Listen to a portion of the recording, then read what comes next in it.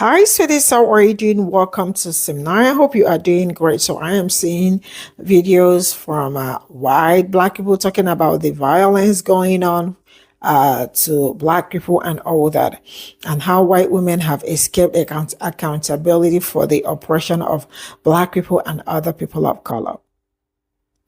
The truth is that majority of them know what they are doing. Majority of them know how bad they have been behaving towards people that look like me. The violence that I am seeing now, I said it before this month, I think last year. I was talking about how the kind of things or the kind of racism that I am seeing now from MAGA, that I don't know what will happen if this man becomes a president. And boom, he became the president and it tripled. They don't want to be held accountable for all the things that they do. Their wish is to see black, to like wake up every day, call black people, and black people will answer them without even hesitating and all that. But the same people that wanted to be there for them will never ever stand up to lift a spoon for you when you need it. They think they will continue to take advantage of you, and you probably will not notice, or you will always come to accept democracy because you all are the superhumans. Stop the violence against my people. Let's get into this video. To talk about the fact that white women have easily escaped any accountability when it comes to racism. Oftentimes, they have been the forefront of these movements to degrade people of color. While they haven't necessarily always been the ones perpetuating the violence themselves, like actively doing these violent things, they have been the ones spreading the messages and sowing the seeds. And a lot of them know this. A lot of them feed into these lies and push for the oppression of minorities, but they do so in a way that they have plausible deniability.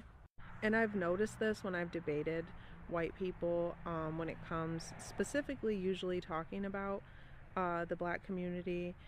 They will usually add like microaggressions, like, oh, you're being aggressive, I don't know why you're so angry, when one, it's usually through text, so you can't even hear my voice to know whether or not I'm angry. And on top of it, even if I was angry, it's just so weird for you to think that it's not okay for a woman of color to be angry about someone saying something racist. And even when we look throughout history, this is something that they've done. The women's rights movement, they literally purposefully tried to keep women of color out of their pathway forward, to leave their husbands, to own property or anything like that. They were trying to look for loopholes to keep us out of those things. Even when we look at housing discrimination, during that time, a lot of the time they were leading the charge of they don't want people of color in their neighborhoods because they feared for their children. And they've just kind of been swept under the rug because they weren't the ones necessarily passing these laws. They weren't necessarily lynching people. White men were the ones that were generally leading those charges of, committing those violent acts, passing laws, and, enforcing them, while they sat in the shadows like, oh, it's not me. It's not me. It's not me. So that's why anytime a white woman ever sits and says that I'm being aggressive or I'm angry or I'm this or I'm that, I always call it out, because you're not going to fool me. I've already seen it throughout history. You're not going to fool me right now, because I have plenty of conversations with people, and no time have I ever been called aggressive or angry by a white woman that wasn't a fucking racist. They're literally the queen of dog whistles. I hate that people expect for black people's nervous systems to be activated 24/7. Like all the call outs and call ins, like, oh my god, please let black people rest. I saw somebody recently being very critical of like the 92%, right? Like, oh, 92%. Is that all you're gonna do now? Is nothing? You're not going to do anything now? You're just going to keep touting the fact that you voted for Kamala? Well, what about black people? What about the black people that are being arrested? What about the black people that are being held captive and kidnapped? And What about it? That's a Tuesday. We warned you. We warned you that this would happen. It's already been happening to black people since the inception of this country. What do you mean? Why do you think you have to tell black people, about our history? You've only learned our history because you want to use it as a means to demean us. You want to use it as some gotcha moment. That's the only reason you may know a slither of black history. You learned just enough black history to be a dickhead. Black people are not a group of people who you can just activate at will anytime there's some sort of crisis. This country has used and abused black people for a very, very long time. I don't think there's ever been a point where it hasn't. You come here using the freedom that we fought for and shit on us. You come here and demand that black people fight for your rights while you flat out neglect ours. I'm over it.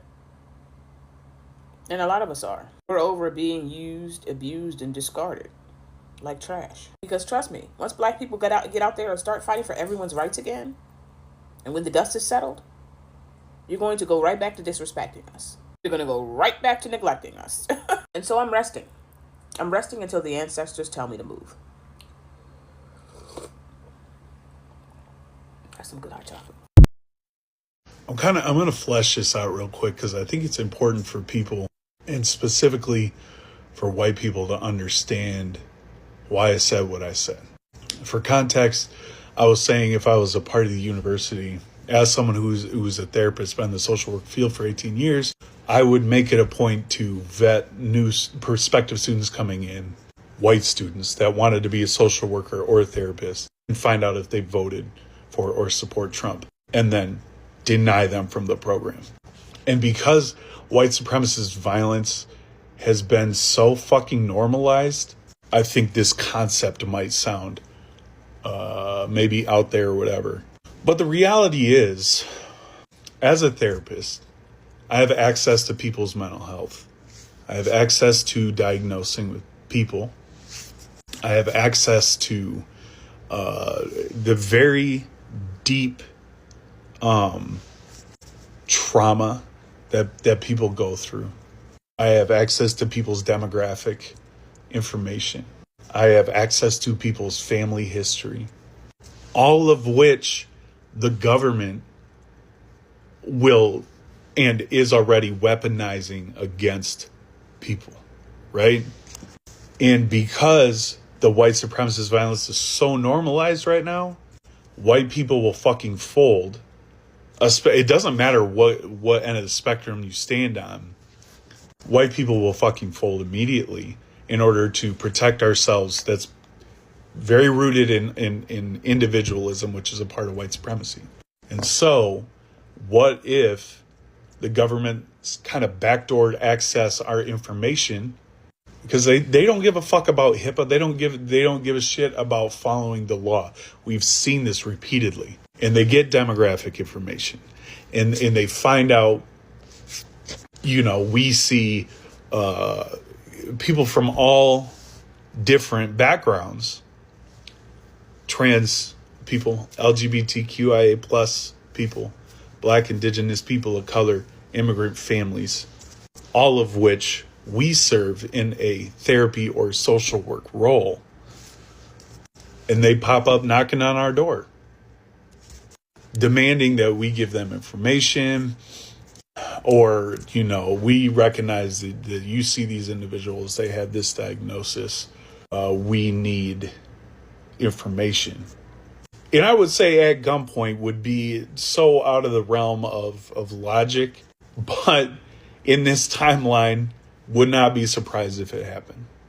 And so there are white people that support Trump, that support MAGA, that are social workers and therapists that have normalized the dehumanization of all these different populations and demographics of people we work with, that would happily give up information, that would feel so pressured and feel like, because again how normalized this shit has been, that ethically, morally, and legally that they have to follow white supremacist violence, that they would give into it out of fear of repercussions for what that would mean for them or their families or their paycheck. And so that's why I say therapists, social workers that are MAGA supporters are a direct threat to the communities that they serve, because they will follow through with that white supremacist violence to protect themselves immediately. And white people specifically think violence is only carried out through physical means of, fighting or beating people up or killing, whatever. But the reality is violence can show up in so many different ways. And we're moving into a situation in which 40 million people will not have SNAP benefits, which will not, they won't be able to feed their families. And so you think, and as a white therapist, we are trained to be mandatory reporters to Child Protective Services. And so what does that look like now when families potentially don't have enough food to feed their families? That could easily fall under neglect, right? So then white Trump supporters that are therapists and social workers that play into this idea that what's happening right now is okay could very easily weaponize CPS against families that cannot feed their children. Could very easily weaponize the legal system against families that they don't think need to be in America. Could very easily weaponize their supervisor and their paperwork and their case notes and all these different things to directly harm the people that they serve. And I know this applies to so many other aspects of society as well. Teachers, doctors, lawyers, judges that support MAGA can, and that's the small list, could interfere in this way too. But that's why I said I would make it a point. This is why they would never fucking hire me in a university, is because I would make it a point to vet white people that came in to be a social worker or a therapist that directly support the white supremacist violence that's happening right now, because they don't need to be anywhere fucking near anybody in their community because of the power differential, the power dynamic, the, again, white supremacy violence that is being carried out every fucking day. They need to not be around people in their community providing services. That's just where my head goes. This is all I got from this video. One thing I'm going to say is that they have actually normalized violence against other people, like my people. And we are seeing it vividly. It's very obvious. Some of them are not hiding it. Some of them are very proud of it. They are so quick to tell you that they are MAGA, and this is what they stand for. One thing I have watched Black people do is that Black people do not fight for themselves only. They fight for other people. But one thing that I have noticed other people do is that they only fight for themselves. They don't fight for Black people. They have escaped accountability for the oppression of people that look like me and other people. I don't like talking about other people because majority of them know what they are doing. All of them, everybody wants to be better than Black people.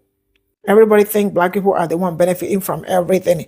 Everyone think Black people are I don't know, but I don't like talking about them because it's only very few of them that talk about Black people or support Black people in what they are doing. But Black people stand all out for everybody.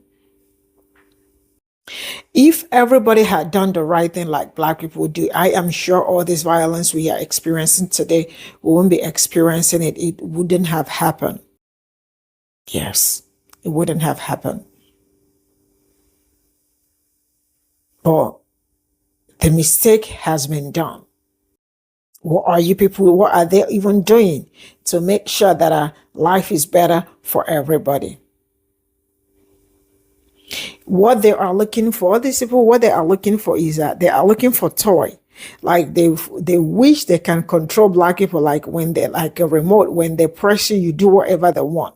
But that time, it is no longer now. Black people know what they want to fight for and what they do not want to fight for. I love the fact that they are also prioritizing themselves than any other people. But still, when there is need for them to come out and do something, you see them fight for everybody. Because they know what is good from bad, because they have lived a life of oppression, because they know what it feels like to be oppressed. For that reason, they do not want other people to feel it.